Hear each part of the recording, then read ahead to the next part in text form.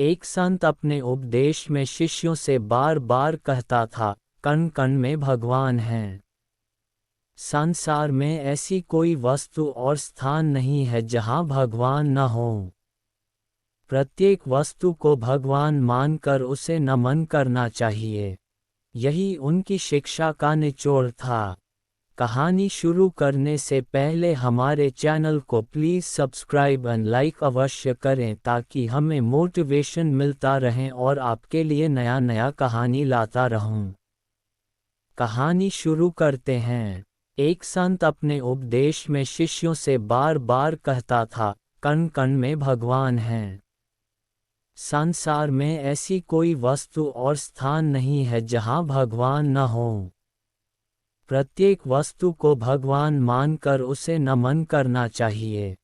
यही उनकी शिक्षा का निचोड़ था। उनका एक शिष्य कहीं जा रहा था। सामने से एक हाथी तेजी से दौड़ता हुआ आया।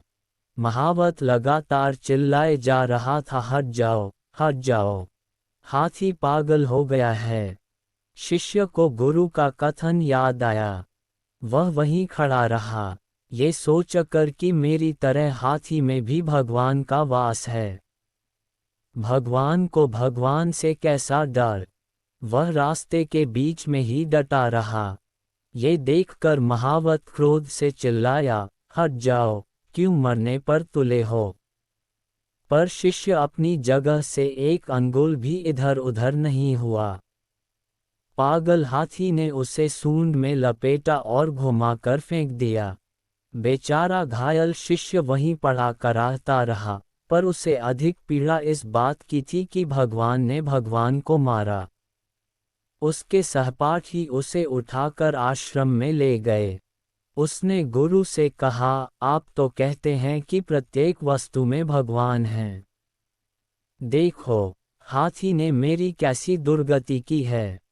गुरु ने कहा, ये सत्य है कि प्रत्येक वस्तु में भगवान हैं।